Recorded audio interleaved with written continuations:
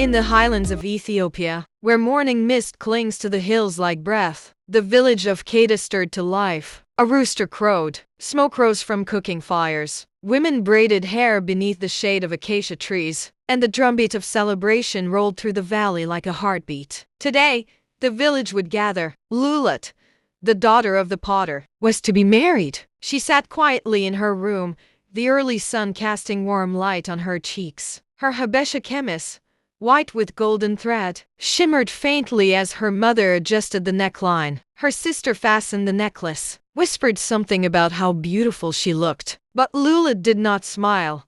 Her fingers trembled. Her eyes drifted to the window beyond the fields, to the hills cloaked in cloud. Outside, the groom, by name, welcomed guests with practiced warmth. He was tall, proud, wearing a dark embroidered robe that spoke of old family money. Laughter echoed around him. Ululations broke through the air as more guests arrived. But back inside the house, the bride was missing. Her mother called her name again.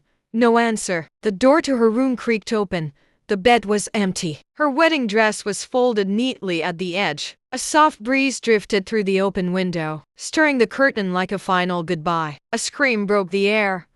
The music outside faltered. The dancing feet stilled. Then silence fell heavier than the drums that no longer played. The bride was gone, far from the chaos. Dawit stood beneath an old tree on the outskirts of the village. He was not dressed for a wedding. He had not been invited. He simply watched. He had known Lulit since they were children. He remembered the river when they were 10, skipping stones near the fig tree. She had slipped on a rock, and he had caught her. They had laughed, shared roasted maize, and sat in silence. There was no need for words. Some affections grow in shadows, quiet, unnoticed, but rooted deep.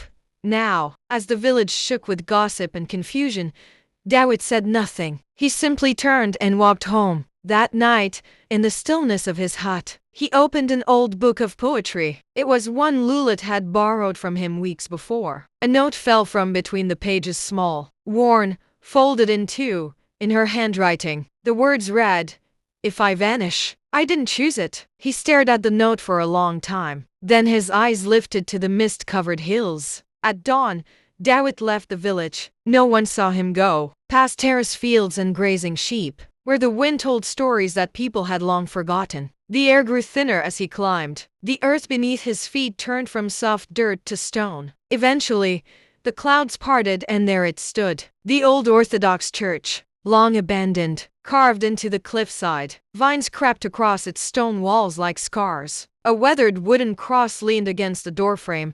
He stepped inside.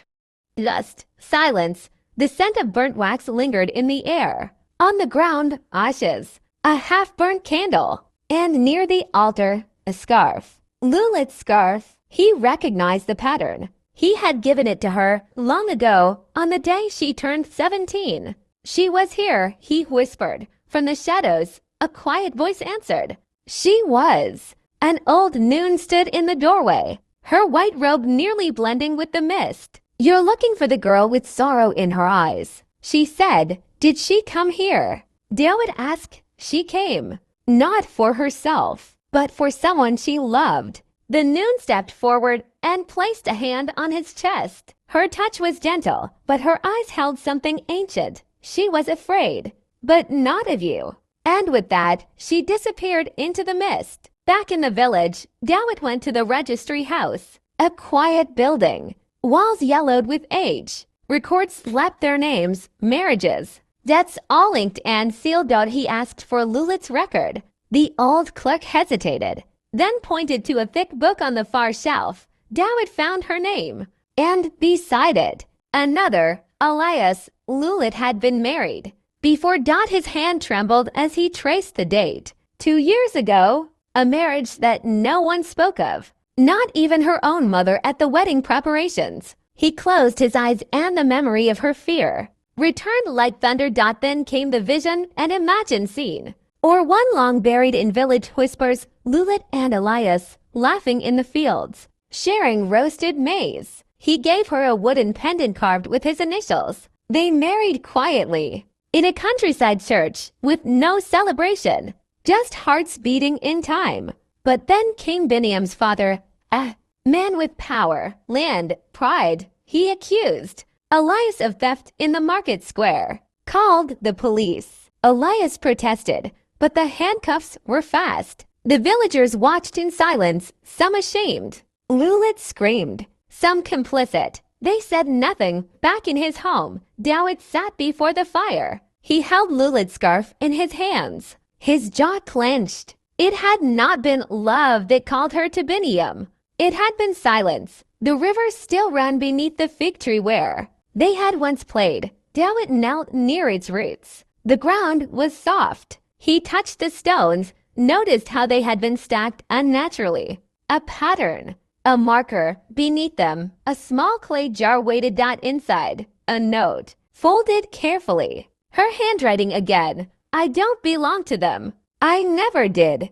If they silence me, follow the sound of water. He stood suddenly, turned upstream. The river's song changed, louder now. Like it was calling, he followed the narrow trail. Ferns brushed his shoulders. Birds rose from the underbrush. The air grew thick with mist. And then the waterfall, roaring, white, hidden in a cliff's embrace. Behind it, half concealed by vines and stone, was a shack. Crude, wooden, damp, almost invisible to the untrained eye. On a thorn bush nearby, a torn piece of blue cloth fluttered. Like a forgotten prayer, Dawit crouched. Listen. Silence. Then a sound, a cry. He stepped forward. To be continued.